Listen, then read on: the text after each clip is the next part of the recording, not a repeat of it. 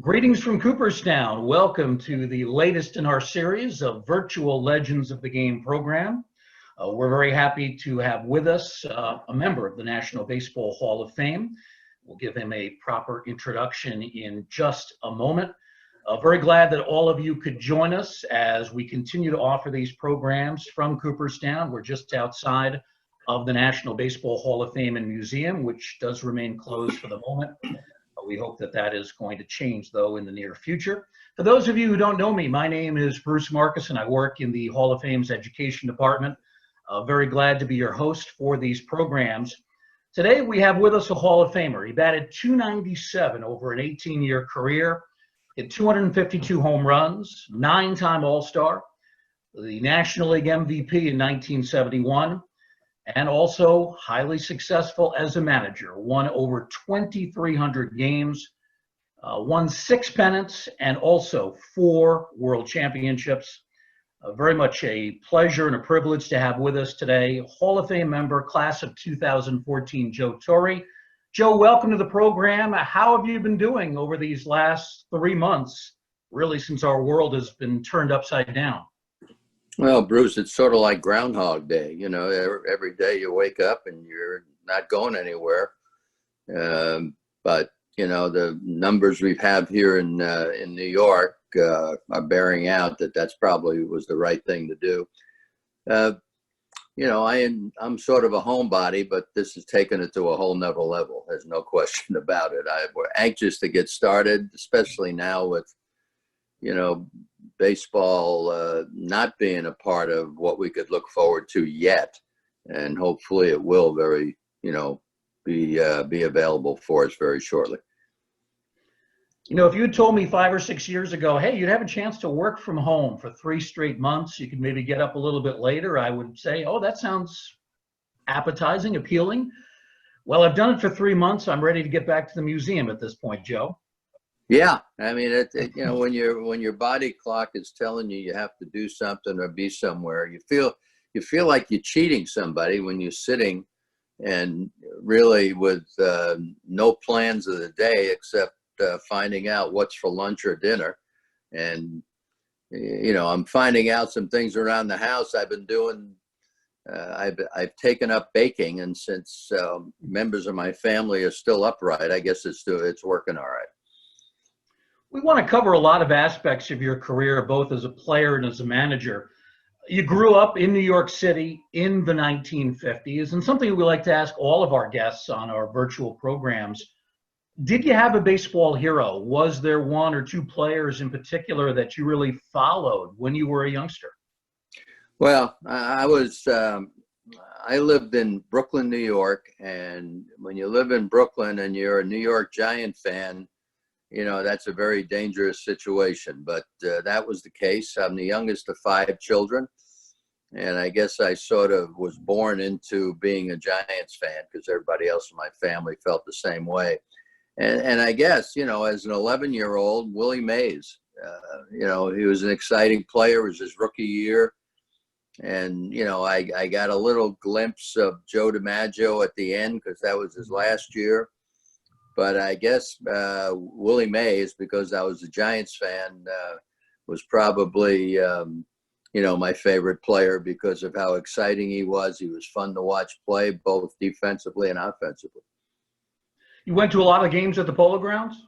You know, I did. And, you know, living in Brooklyn, I was probably, I know I went to more games at Ebbets Field because it was closer for me. And then, of course, you know, in 1955, 56, my brother Frank joined the Braves. He was with the Brave organization and got to the big leagues in 1956. So, you know, being a Giant fan, it's all well and good, but once a member of your family is in the big leagues, that's the team you're rooting for. So Milwaukee became my favorite club, and my brother aside, Eddie Matthews was probably my, you know, my role model and my idol, just watching the way Eddie did things. Were you able to follow Frank at all through television? Was there much coverage of games in your area? Well, not Milwaukee. You know, the good part about it, when he used to come, east, you got to see them if you wanted to drive or, take a train to Philadelphia. You'd see them play there. You'd also, have both the Polo Grounds and Ebbets Field. So you got to see them a bit, more so than, after the Giants and the Dodgers moved, and after the 57 season, I think they moved after the 57 season. And, I visited Frank when I was a teenager, and he played he played Louisville, and he played in, Denver. So, I got a chance to go work out as a teenager with the minor league club. So I got a little taste of it and pretty much knew this is what I wanted to do for a living if the good Lord was, going to have two guys in the same family, be in the big leagues. Was it nervous for you being around all these major leaguers, being on a field, being in a clubhouse? Yeah, it was. And the interesting part, I got to know the Braves because I spent a lot of time in the clubhouse with them. I was a shy kid.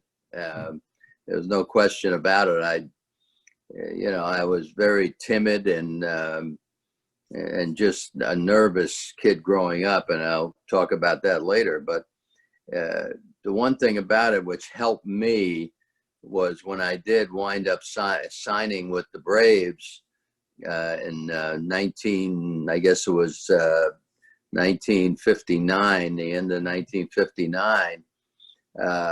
I knew these guys. So I knew Warren Spahn, I knew Lou Burdette, Bob Buell, Del Crandall, Eddie Matthews. And Hank, of course, you got to know all those guys. So when I was, when I did get to the big leagues, I know in the case of like Spahn and Burdette, they always hung together. They used to take me to the movies during the day, the night game. And so they were big brothering me, which really helped me adjust to the new ball club. Joe, I've read that your brother Frank was instrumental in making you a catcher. He felt that was the best avenue for you to become a major leaguer. Is that story true? Well, it's true, but instrumental may be a little bit of a, sort of a sedentary way to put it, because he basically said to me, "You're too big and fat to do anything else, so you might as well become a catcher." And, my brother Frank, I loved him to death. And he was a tough love guy. He was really my role model. And, he was very tough on me, but, I got to the big leagues and once I got his validation, that was worth everything to me. But yeah, I became a catcher because he said, you're a big kid. At 16 years old, I weighed 240 pounds.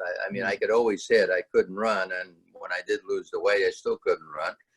But, I could hit, and, he knew that at the major leagues, catching was probably, if you had the capability, was probably the quickest way to the big leagues, because there, weren't many catchers that were known for their offense. That's why guys like Yogi and Campanella and, of course, Johnny Bench and all those guys stood out because of their ability to swing the bat and catch very well. Yeah. You mentioned that Frank was tough on you, but was he also protective of you? I guess to other people, never in front of me. He always threw me out there and, he was never satisfied. He'd always look at my, even minor league, my stats, and he'd find that, he kept driving me to get better. And he certainly was a motivator for me at the time. As I say, I didn't appreciate it, but I realized that later on that I probably needed the push, because I was, as I mentioned earlier, I was very timid, and he was certainly much more aggressive than I was. And as I say, he was a role model for me, and I miss him dearly right now. Frank passed away 2014, just a few months after your election and induction to the Hall of Fame. Let's talk about those early years with Milwaukee, Joe. You mentioned you'd signed in '59. You play 2 seasons in the minor leagues, and then the Braves bring you up in September. You make your debut September 25th. It's a pinch hitting appearance. What do you remember about that day? It was a Saturday afternoon, Bruce. First of all, I was surprised because my first year in the major leagues, and back then, where we have A, double A, triple A now in the minor leagues, triple A being the highest before you get to the big leagues. At that time, they had B, C, and D classifications. So my first year in professional baseball, I played in the year 1960. I played in Eau Claire, Wisconsin, which was the Northern League. It was classified C. And so after the season was over, most minor league seasons end around Labor Day. I headed to Milwaukee, which wasn't that far from Eau Claire, because my brother lived in Milwaukee, and at the time he was in the minor leagues. They had farmed him out to the minor leagues, and he was playing in Vancouver. But I was going to wait for him to come back from his minor league season, and we were going to maybe drive back to New York together. And then I went into the offices of County Stadium with Milwaukee, and they told me, go get a uniform. You're going to stay with us the rest of the year, which was a real, I couldn't tell you what a big thrill that was. And so I'm not going to play, obviously. I mean, Del Crandall was the starting catcher, and Del Rice was the backup catcher. So one Saturday afternoon, we're losing by a run to Pittsburgh at home in County Stadium. And Chuck Dressen was the manager, and he says, get a bat. I'm going to lead off the inning and pinch hit for Warren Spahn. I said, okay. And I get up there, and, you never really know, Bruce. I had a good year in the minor leagues. I led the Northern League in hitting. But the big leagues that's quite a giant leap. So I get in the batter's box, and the pitcher was left-hander Harvey Haddix. And, I take the first pitch. It was a fastball down the middle, and it was a realization on my part. I said, I can hit that. It was sort of had a little meeting with myself. I can hit that. Well, Harvey threw another fastball and hit a single up the middle. I got to first base, and I can tell you my legs were shaking, literally shaking.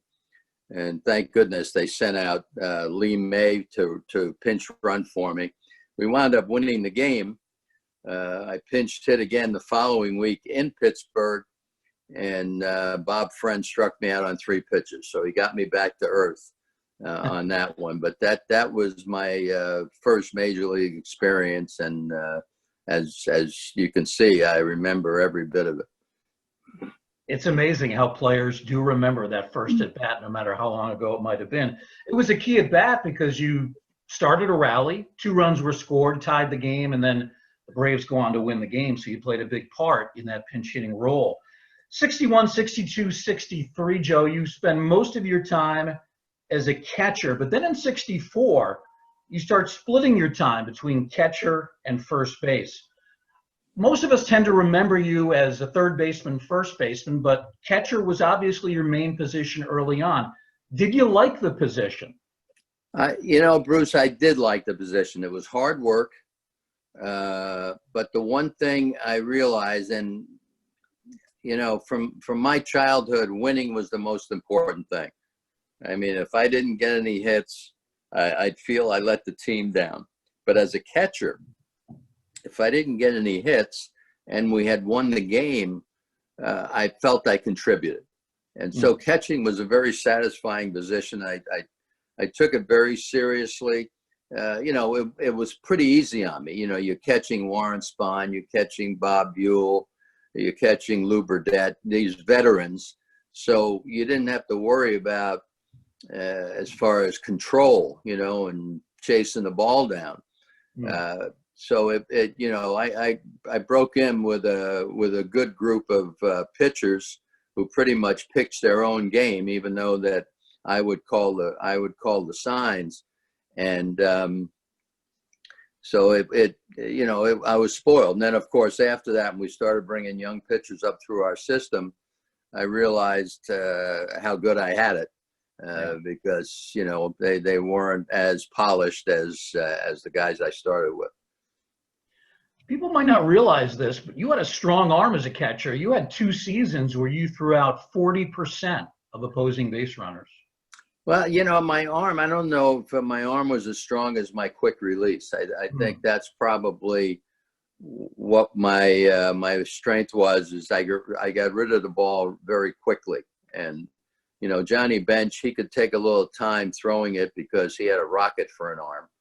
And he was always right on the money. But mine was more of, I think I patterned myself after Del Crandall. You have to remember, I didn't start catching, until I was like 19 years old, 18 years old. And, but Crandall was the guy I looked to. And Del always had some arm wearies where he had to get rid of it because he didn't have a strong arm. So I guess I watched the way he caught and really released the ball. It had a big influence on me, and it really paid off for me. While we're on the subject of catchers, we'd be remiss if we didn't talk about this gentleman. 1967, Bob Uecker rejoins the Braves. You had played with him in the minor leagues. We know him, of course, as one of the most beloved figures in baseball. He is the master comedian. He can tell a litany of stories and jokes seemingly without end. Was he like that as a player? Was he the comic first and the ball player second, the way he tries to portray himself to be now? Yeah, Hall of Famer Bob Uecker. That's right. He was something. Again, he roomed with my brother in the minor leagues, and then he roomed with me, and he was a kick. I mean, on the bus rides, he always had this, as you've seen him on Johnny Carson, years ago, he'd have that deadpan humor, and and he was so quick. And so it was really fun being with him. And then, of course, he got to the big leagues. We moved to Atlanta in 1966 from Milwaukee, and they brought him in. I think he was with Philly at the time. And they, we traded him to our ball club, and he was going to be Phil Necro's catcher. Okay. So, he was, he always used to say, the way to catch a knuckleball is to wait till it stops rolling, then pick it up. And, but he was Necro's catcher. And then in a game, it happened to be in Philly again. I was running a base runner back to third base. And as I was leaning the tag him, I stepped on the back of his foot and I tore tendons in my ankle. And I was out for a good period of time. And he wound up having to catch every day. So I felt that I was probably I was really responsible for his great future out of baseball, because he got to play every day. And he'd always come home. He says, "You can play with that cast on, can't you? You're all right. You don't. Come on." But he got worn out, man. Yeah. But he, again, he stays a terrific friend of mine. We check in with each other from time to time. But yes, he was crazy funny, even when, before he started performing. And I'll tell you what else he did. He had a strong arm, and he could hit Sandy Koufax. He's had a couple of home runs off Koufax. And, that was always something he'd bring up to Sandy when Sandy was around. Yeah. He makes himself out to be the worst player in creation, but he was a pretty good defensive catcher, wasn't he? He was a real good defensive catcher. Yeah. He had a wiry body, had a strong arm, and he took charge back there. In fact, his nickname was Sarge, basically because, he, even though, he was a young major leaguer, he still was established as, a veteran catcher. Let's talk about being traded for the first time, and we're going to get to your incredible 1971 season in a moment. You're traded from Atlanta to St. Louis, I guess in part because you're the player rep, and there was, it was a conservative sport back then. Owners didn't always treat player reps all that well. That seemed to have been a factor. How difficult was that? I mean, on the one hand, you're traded for a great player, another Hall of Famer, Orlando Cepeda, but on the other hand, now you're rejected for the first time. Was that extremely difficult? Well, yeah, we had, I was going head to head with Paul Richards, who was the general manager of Atlanta at the time. And I had been hit early in the season in '68. I got hit in the face and really missed a lot of time. And then I had a sore arm when I came back. So for the following season, he wanted to cut my salary. I think it was 20 or 25%, whatever the maximum was. And I didn't feel that was right. So I was holding out. I didn't sign. And I remember Bill Bartholomew, the late Bill Bartholomew, who was part owner of the Braves. He called me. He says, "Can I get you down here?" Because I didn't go to Florida. And he says, "Can I get you down here just to talk with Paul and maybe get this thing solved?" I said, "Sure." And, they flew me down to Florida, West Palm Beach. And I went in and talked to Paul Richards, and, he showed me, the contract, and it never budged. It was still maximum cut. And I said, no. And of course I got to be a smart ass. I gave him a card. I was working for a municipal bond outfit on Wall Street at the time. And I said, "Here's where you can find me." He took the card and threw it, basically threw it in the wastebasket. And I went back home, and there were rumors that I was going to be traded a couple of different places. Washington was one, and, the Mets was another one, which was my hometown. And then all of a sudden, St. Louis became the team. And as I tell you, looking back, it was probably the best thing that ever happened to me. I was really looking forward to it. I was traded, basically in the middle of March, as 17th of, it was St. Patrick's Day, 17th of March, which is awfully late. And, and I showed up a day or so later, and, the rest is history. I had a pretty good first year, and went on to, I think I matured quite a bit when I went to St. Louis. Again, you go into a team that was just in 2 straight World Series, and you were traded for the MVP, Orlando Cepeda. So my 6 years in St. Louis were very memorable. It was very unfortunate, though. We never did win a title or, get the postseason. So, I felt I left a lot on the table there. You really did blossom as a player in St. Louis. The first year, you spend most of the time behind the plate, but you do play some first base. And then in '71, the manager, Red Chaindienst, moves you from catcher to third base.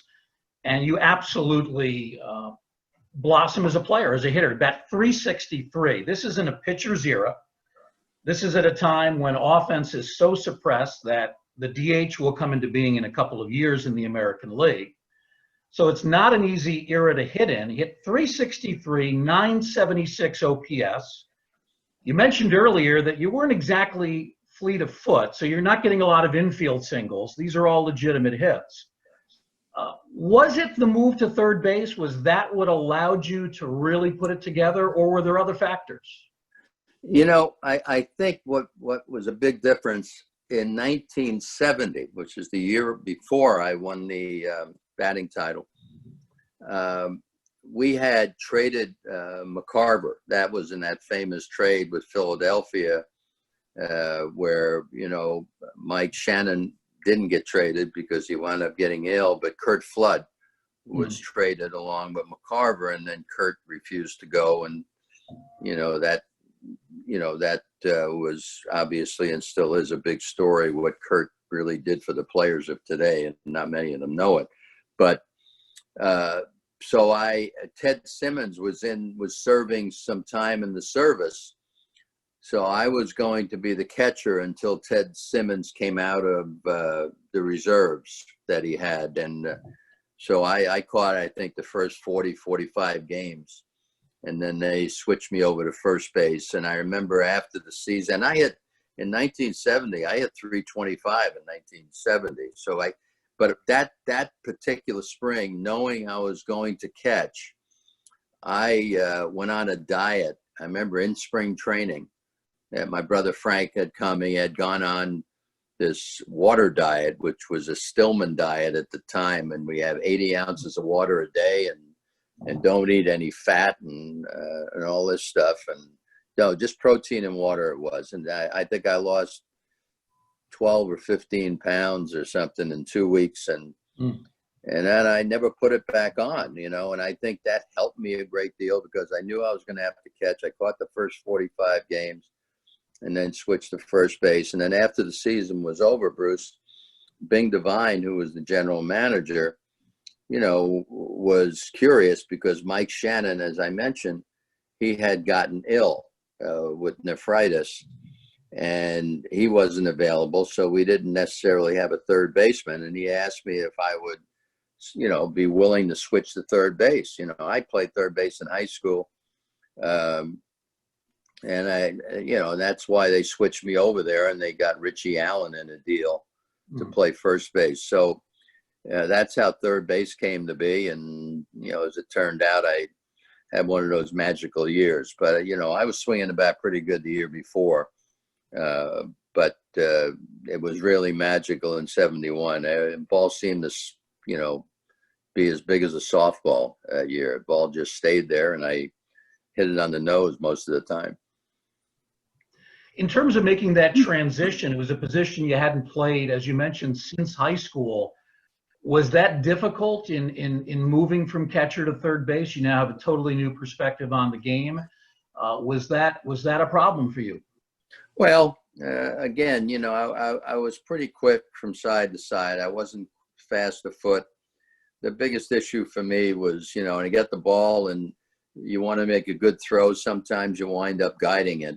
But you know what? If you go from behind the plate, Bruce, I have a feeling you can go anywhere else because there's so much activity behind the plate that you're really alert. You know, like Mickey Mantle, when he went from center field to first base, you know, he had problems because, you know, things started, you know, speeding up for you in the infield. You know, you're standing there at first base and as a ground ball is short and you say, uh-oh, I've got to go to first base.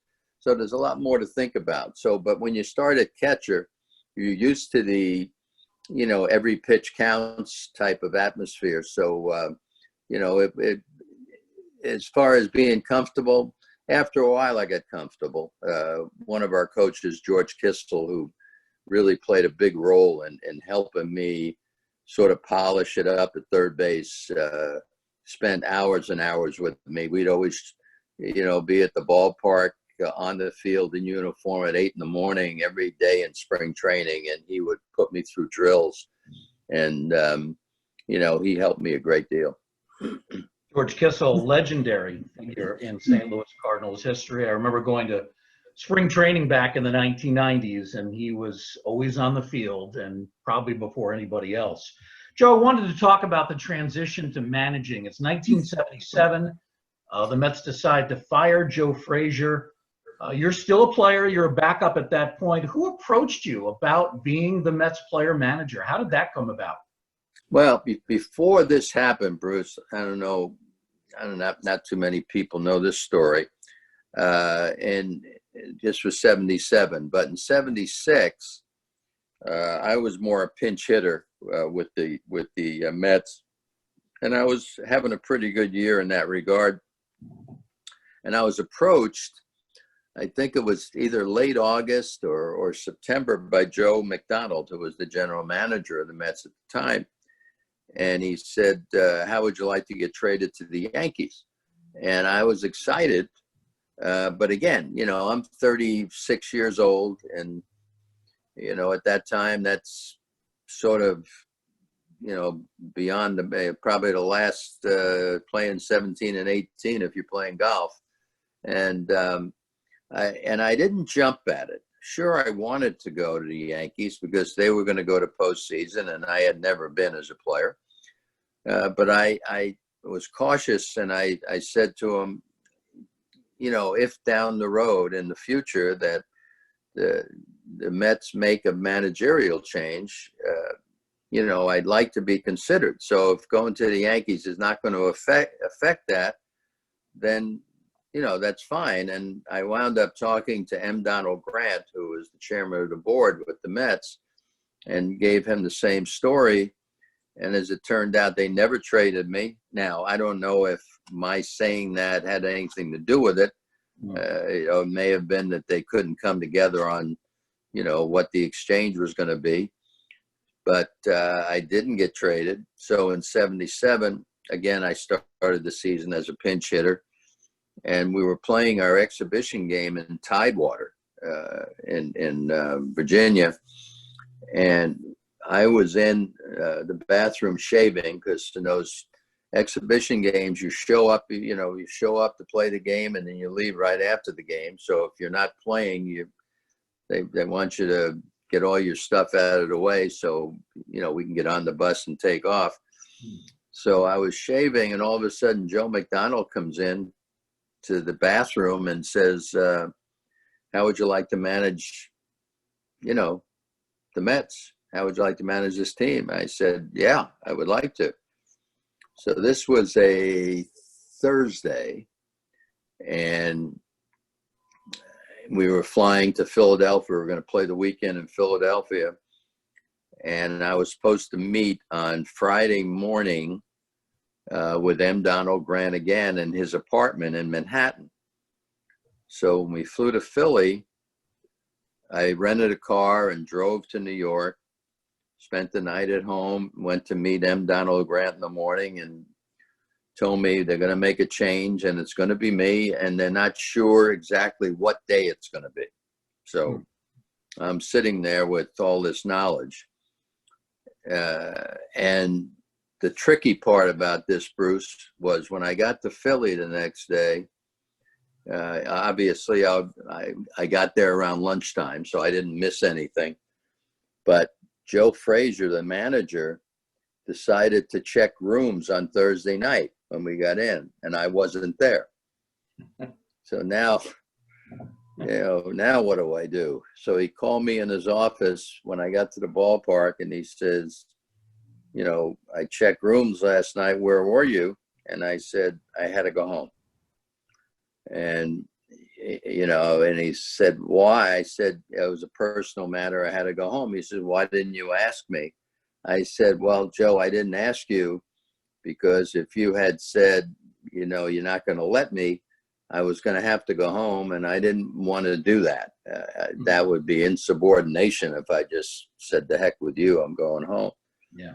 So as it turned out, you know, he never asked me more than that, thank goodness, because I certainly wasn't about to lie. I was trying to dance as best I could. Yeah. And then about 4 days later, I became manager. And it was, you know, it was pretty cool. It was pretty cool. I had to go into the city again and into Manhattan, and they said, we're going to do it now. And I wound up calling one of the coaches and gave him the lineup, and then I showed up shortly before game time to manage. You're only in your mid-30s. You're still very young at the time, but you felt you were ready at this point. Well, you know, I felt I learned a lot in St. Louis. I learned a lot of baseball in St. Louis. I already mentioned George Kissel, and my manager for 6 years in St. Louis was Red Schoendienst. And I probably learned more about the game from Red. In fact, he really was probably responsible for making me the hitter I became. Even though I had some good years in New York, I mean in Milwaukee and Atlanta, he I used to hit with my, my hands high above, my shoulder, and he just brought my hands down and got me closer to my body, got me in a more comfortable position, and then I really thrived with that. But Red Shaneach taught me a lot, and so I guess when it was time in New York to manage, it's still, now it's up to you. We all manage when we're sitting on the bench or sitting in the stands, but now I'm the guy. And luckily I had Dick Sisler, who was a former player, and he was a coach actually with me and for me in St. Louis, and he was the bench coach, so that helped me a great deal. Early 80s, you move on to the Atlanta Braves. This man becomes one of your players, although you had told me earlier that you knew him from years before when he was with the Astros. Bob Watson, a revered figure, a true baseball lifer, a great man. I had the pleasure of meeting him briefly in Cooperstown a few years back. But the relationship that you two had was something special. You had known him going back to his days with the Astros, but he really became a trusted guy for you in Atlanta. Really? I mean, we had the same type of hitting style. We'd always talk hitting. That's how we happened to come together as players. And then I had the opportunity to get him. I managed in '82, and he came on board as a player, of course, toward the end of his career. He stayed with us 2 more years and then retired. But he was not only a good pinch hitter coming off the bench for me, but he was like an added coach because he was so unselfish with his time, especially for the young players that I had there. And, we won our division in '82, and it was a lot of fun, but got to know him really well there. And of course, it's no secret, he became the general manager of the Yankees, and, was part of the reason that they hired me to manage back in '96. I've heard that he was the guy that pushed for you. Some of the other people in the front office wanted to go in a different direction, but Bob Watson, the general manager, wanted you. He got his way. He was able to convince George Steinbrenner. And of course, that completely changed your history there. Oh, there's no question. And actually, it was Bob and Gene Michael. Gene Michael actually had offered me the general manager's job in the previous October, which sort of stunned me a little bit. But I turned that down only because, my wife, Allie, was pregnant with our daughter, and I knew working for George, you're not going to get any time off. So I just didn't think that was a good move for me. And then luckily I had an opportunity to manage. And as I say, Bob was certainly a big opinion in that, in that winding, in my winding up as the Yankee skipper. Bob Watson passed away in May of this year after battling kidney and other ailments for a number of years. And just to give you a sense of the guy that he was, he could have had a kidney transplant. I think it was 4 or 5 years ago. And he didn't want it. He didn't want to take a healthy kidney from a younger person. He was willing to deal with his fate. He was going to deal with his situation without a transplant. And to do something like that is just remarkable.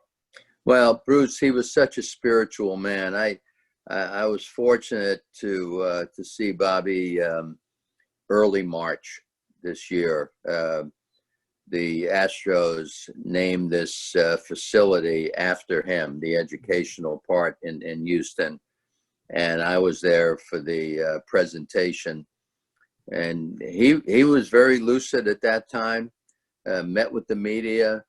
And my understanding from talking to his wife, Carol, after that, he sort of started going downhill, because there was a question whether he was going to be there or not. And he certainly was there. And even though he was in a wheelchair, he certainly was alert and, and very communicative. And, but I felt blessed that I had a chance to see him, at that point in time. We're supposed to be objective at the Hall of Fame, but people who know me know that I've been a lifelong Yankee fan. So The years of the late 90s, pretty exciting. The 96 championship, and then, of course, more championships, 98, 99, 2000. We have several artifacts in the Hall of Fame's collection that you generously donated. This might be my favorite because this is how I remember you in the Yankee dugout, especially in the postseason when it's cold, wearing that classic Yankee windbreaker. What memories come to mind when you see this jacket? Well, I always had my hand in my pocket. I was either looking at a picture of my daughter or I was squeezing a rubber ball. I'll tell you that. Everybody says, boy, you look nice and relaxed. I'll tell you, that's not the case. But yeah, you know, those October nights get a little chilly.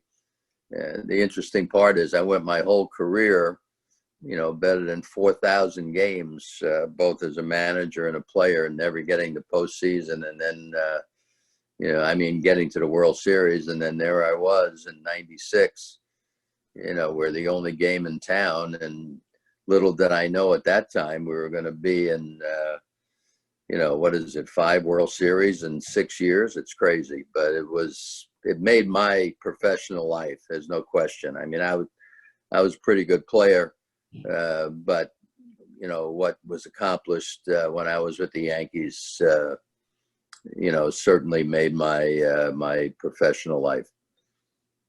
The 99 World Series was relatively easy as World Series go. You swept the Braves in 4 games that year.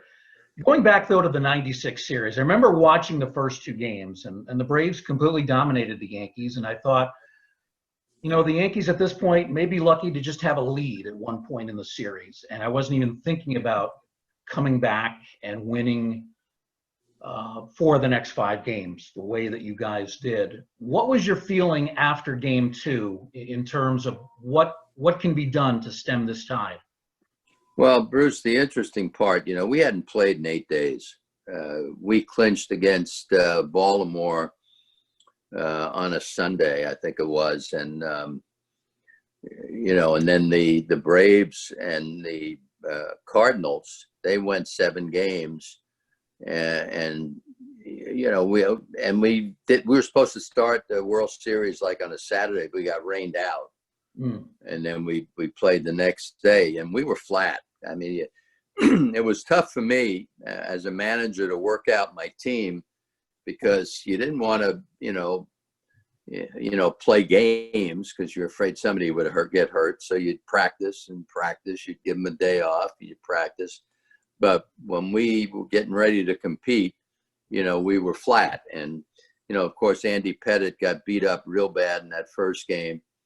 And I remember calling Andy in after the game. And I said, what the heck? Because I think he won 19 or 20 games that year for us. And he said, I just thought it was the World Series, Skip, that I had to do something more. And I said, no, you did pretty well during the season. Don't think that way.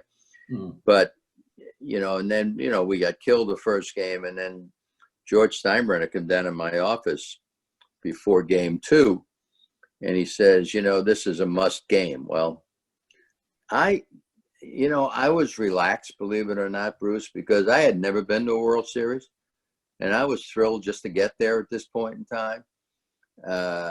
But you know, once you put the uniform on, you want to win. That's the only thing you're bred to do. But I remember saying to George, and I was flippant with him, I was just kidding. And I said, George, we may lose tonight, which I didn't necessarily feel we were going to win. We're facing Maddox, we're flat, you know. But I started messing with him, and I said, George, we may even lose tonight. I said, but we're going to Atlanta. Don't worry about it. It's my town. We'll win 3 there, then we'll come back and win it for you Saturday night. And, you know, I walked out of the office, and that's exactly what happened. He thought I was a genius, and I was just playing, man. And, but, you know, I thought probably the wisest move I made in the 96 World Series was scheduling David Cohn to pitch game 3. And the reason I say that, of all my starters, he was the only one that ever pitched in Atlanta. and that ballpark was, you know, a launching pad. It was, you know, home runs balls would fly out of that ballpark. So I just felt that he wouldn't be overwhelmed by the fact that, you know, we're in that ballpark where the ball jumps. So, you know, he got us back on track, winning game 3. Then, of course, game 4 was a classic. You know, we fell behind 6-0, and you know, halfway through the game, let's just score a couple, guys. Let's just get halfway there, and we scored 3 runs, and then Leyritz's home run, which was the game changer for us, hit a 3-run homer, tied the game, and we win in extra innings. Boggs walk with the bases loaded, and then we got another run on a misplay. So, and then of course Pettit in game 5 pitched an absolute gem, 1-0, and beat Smoltz. It was unbelievable. Let me correct something I said earlier, that the Yankees won 4 of 5. No, they actually came back and won all 4 games, the 3 in Atlanta, and then the clinching game 6 in New York. Charlie Hayes catches the Mark Lemke pop-up to end the World Series and give the Yankees their first World Championship since the late 70s. Of course, your first World Championship as well. We want to take your questions. You can type them out right in our Zoom group chat for Joe Torre. Joe, we did get a question yesterday, which I thought was terrific, from a young man named Scott McKenzie. So let's start there. He wants to know, have the mechanics or the mechanisms for motivating players changed from when you were a player to when you were a manager, and have they changed again since then, since you stopped managing? That's a great question. You know what? When I was a manager, you know, when I was a player, you know, you could be threatened.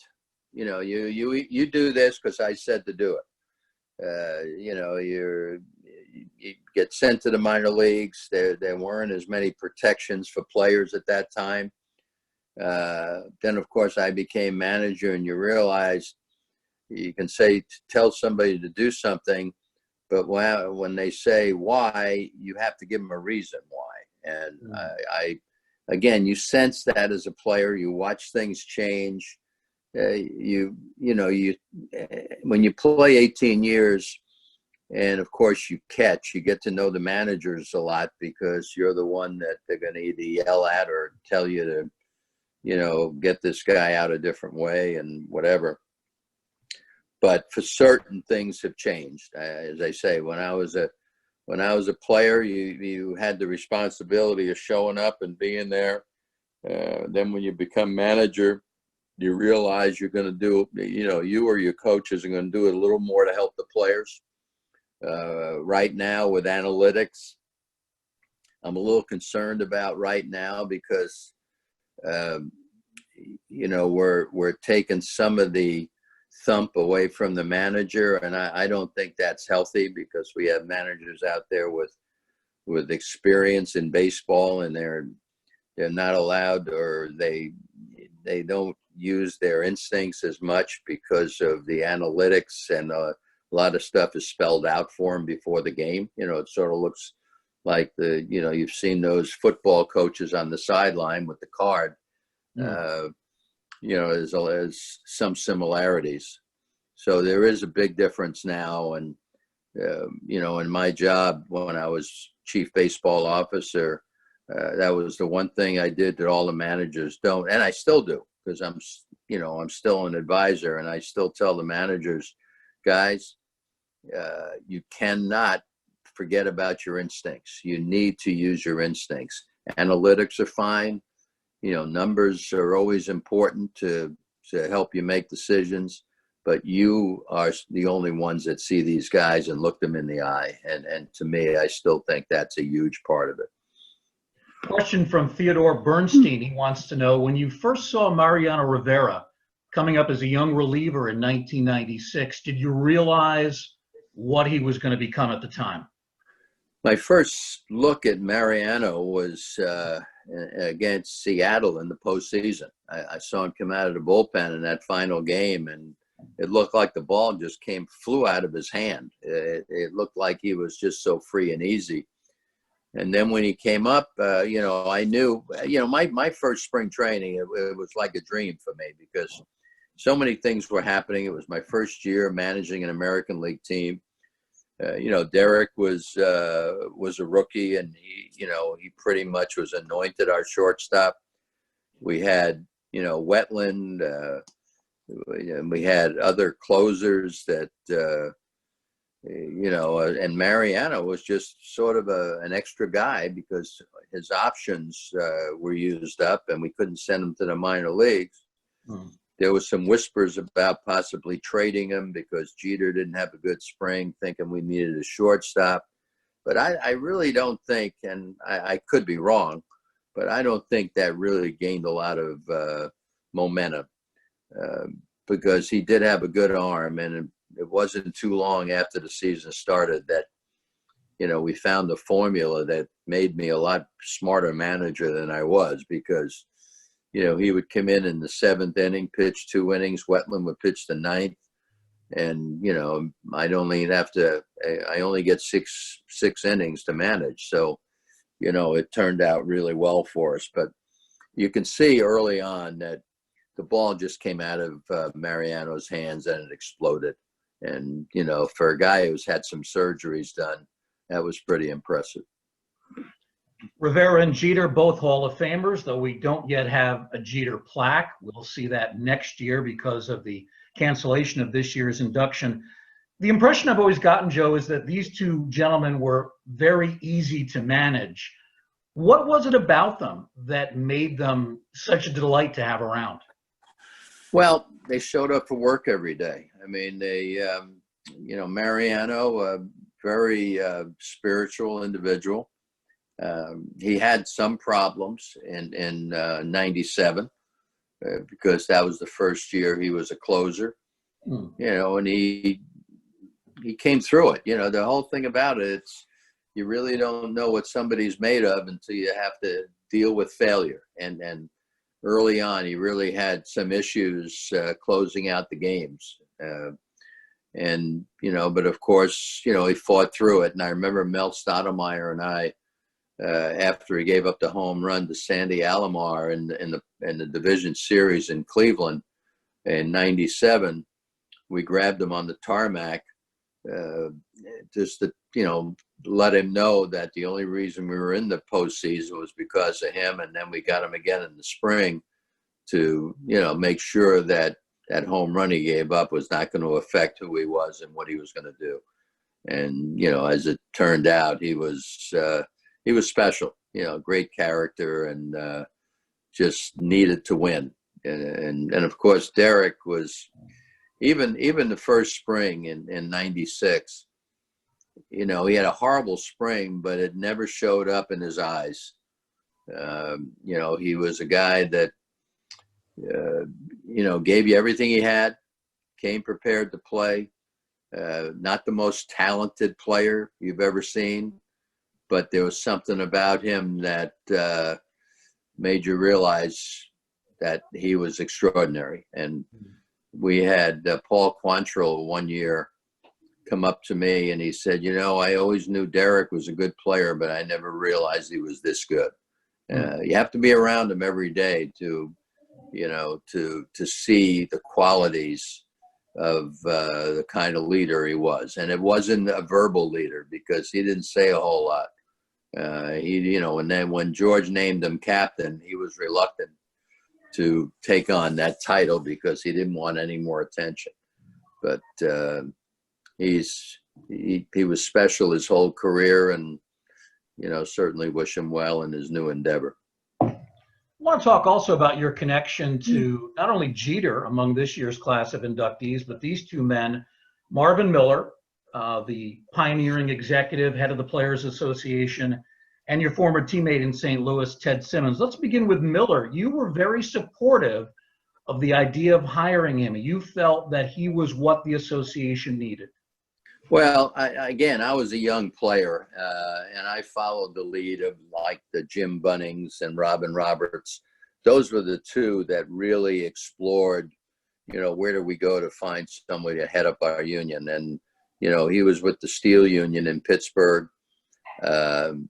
and he came on board, and you know, the media put an awful lot of devious looking pictures in the paper to make everybody say you don't want this guy.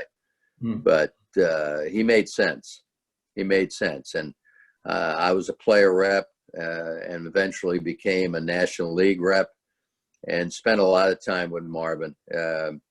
Learned a lot from Marvin.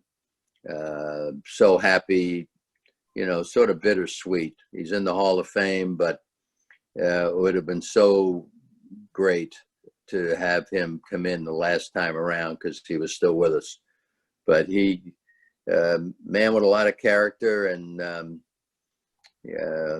about as straightforward as you can get, and obviously a great negotiator because he put the players in pretty good shape, and they should all be made to read his book. That's all I can say. I got the sense with Miller that he was so intelligent that some people were intimidated by that. Is that true? Well, probably. Yeah, probably. I mean, he was down to earth with the rest of us. You know, he would allow us, and when I say us, I mean players, to make the decision on, you know, how we're going to go about things and which direction. I'll give you a quick example, Bruce. We were in Dallas for the meeting. I think it was April 1st, 1972, and we were going to vote on, you know, a strike, and everybody voted to wait till the All-Star break, and then if, you know, because it was all over pension money at that point in time, and then if it didn't work out for us, then we'd go on strike. And Marvin said, okay, if that's what you want to do, but let me just explain a couple of things. He said, you know, we get to the All-Star break, there's going to be 4 different teams in first place. And, you know, and if you guys want to get anything done, you're going to have to be unanimous. And I'm not sure that the teams in first place will be willing to go on strike at that point in time. Made all the sense in the world. And we took another vote, and, you know, it was unanimous that we'd go on strike right now. And, you know, I had an enviable thing, an enviable realization that I had to go back, and along with Dow Maxwell, who was our Cardinal player rep, to go back and tell Gussie Busch that we were going on strike, which wasn't a whole lot of fun. But Marvin was very special, and, you know, he, as I say, he deserves to be in the Hall of Fame. There's no question. Ted Simmons, another highly intelligent man. We had a chance to meet him this past winter when he came up for his orientation tour. What a memory, what a storyteller, just such a well-spoken guy. He really is. And, you know, he's always been a hard worker, great hitter, made himself a good catcher. But this guy could flat out hit. I'd say for a couple of years there, he probably hit the ball harder than anybody else in baseball. Switch hitter, worked hard from both sides. You'd see him early in the batting cage there in spring training, always looking to learn. He was a bulldog, and I was really pleased with his induction because, you know, he meant a lot to a couple of teams, you know, both Milwaukee and the Cardinals. In Milwaukee, he got a chance to play in the World Series. But I'm happy for Teddy because baseball was his life. And, you know, not only with the baseball playing part of it, but, you know, he worked in the front office for a lot of teams, and I'm happy for him. Final area of conversation, I want to talk about something that is so important to you, and for good reason. Your organization, Joe Torre Safe at Home Foundation. We have the website up, which is very easy to remember. Thankfully, you have a short name, joetorre.org. Folks can visit the website. If they click on Support Us, they can make a donation. Tell us, Joe, how this first came about. Well, my dad was abusive to my mom. He was a New York City policeman. I'm the youngest of 5. Never physically abused me, although, as I mentioned earlier in this meeting here, that, you know, I was a nervous kid, shy kid, Didn't realize, you know, what caused that. I thought I was born with it, low self-esteem. You know, luckily I had the ability to play baseball, but I wasn't a guy who had a lot of self-confidence. Went to a seminar back in, you know, November, December of '95 with my wife, who was pregnant with our daughter. And there was a speaker at this self-help seminar. It was called Life Success, that all of a sudden, you know, connected some dots for me and realized that my nervousness and you know, and low self-esteem came from what my dad brought to the house. He brought a lot of fear into that house. I remember I was in the room when he threatened my mom with his revolver, and it was stuff that just sticks with you. So when we got to New York, Allie asked me what charity should we get involved with. I said, how about domestic violence, which sort of surprised her because I never really talked a great deal about it. So it was her idea and my older daughter, Christina, to come up with the idea of doing it through education. So we put safe rooms in schools, middle school, high school, name them after my mom, the safe rooms, Margaret's Place. And, you know, we, intervention and prevention. It's a little bit frightening now, Bruce, with the pandemic and people having to stay inside because, you know, a lot of these young people are in the house with the abuser and they can't get out. Yeah. In fact, we've been fortunate enough to stay in contact through certain schools that we're connected with. And in, you know, a couple of instances, we've been able to take 2 youngsters out of a bad situation. But, you know, we've had better than 100,000 kids come through our program. We're very proud because we know it works. Wow.